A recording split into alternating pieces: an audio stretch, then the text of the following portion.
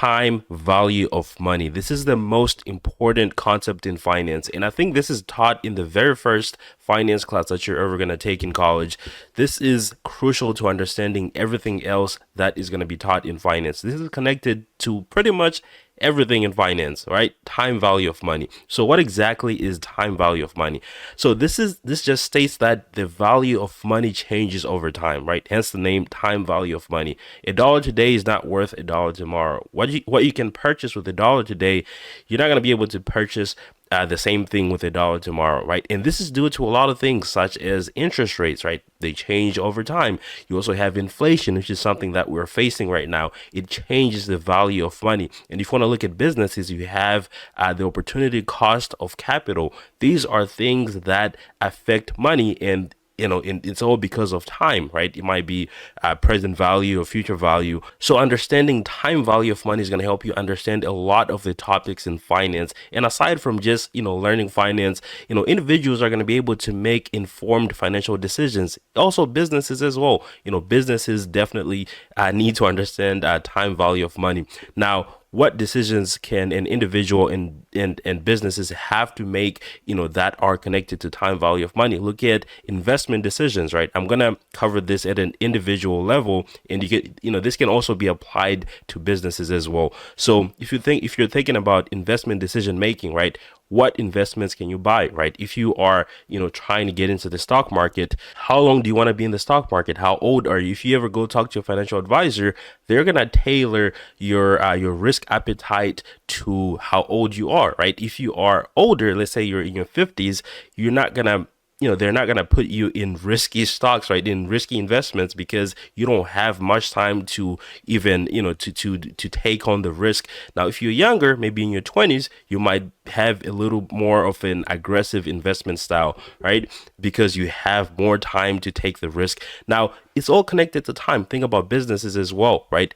They need to be able to understand investment decision making. Now, the next one could be capital budgeting, right? This is directly connected to businesses. So if you are a business, let's say, you're trying to purchase some new equipment that you use for your business, that equipment has to offer you a return. In order to estimate that, you have to be able to go through the process of capital budgeting, right? If we allocate this much money to this equipment, what can our possible return be, by using that equipment, right? That's capital budgeting for business. This is big in financial planning and analysis if you're going to work in those, that type of position. Now, you also have risk and return analysis. Now, this is connected to all types of things, right? If you're going to do anything that involves money, there is risk. There's a potential to risk your money and lose it. And there's also a potential to make a return, right? Make a profit. Now, the analysis to do that is also gonna, use the time value of money, right? If I am putting in $10,000 today, how much can I get by next year, right? And if you look at, these investment funds, they have a historical return amount. The S&P 500, it's returned 10%, every year. That's the average, right? If you average it out, time value of money plays a big factor into things like that. You can even look at loans, right? If you're going to be getting a loan, there's going to be a certain time horizon on when you need to pay that loan off. And there's also going to be an interest rate attached to that loan.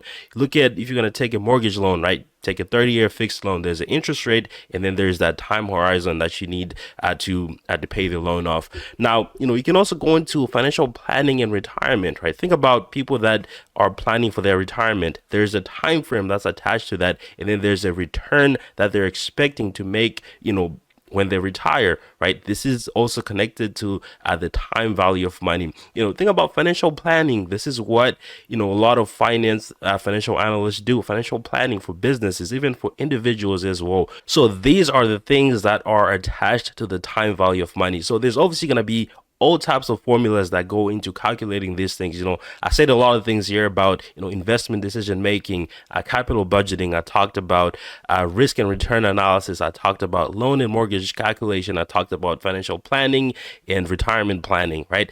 there's formulas that are attached to these things, right? If you're a finance student, obviously you are going to be able, you are going to need to understand how to calculate these things, but you have to understand that the top at the top is going to be the time value of money, and then there's also the sub formulas that are going to help you determine these different things. Now you have things like the present value formula, you have things like future value formula, right, which is kind of like the opposite of present value. You also have discounted cash flow analysis, which is something that's really big when you're taking finance classes. You also have the net present value. You have things like internal rate of return. These are subjects or formulas that are subcategories of the time value of money. If you understand these things, you are going to be able to understand any concept in finance. If you really think about it, everything we do in finance is attached to a dollar amount, right? And that money is subject to the time value of money. As soon as you understand, those subjects underneath the time value of money,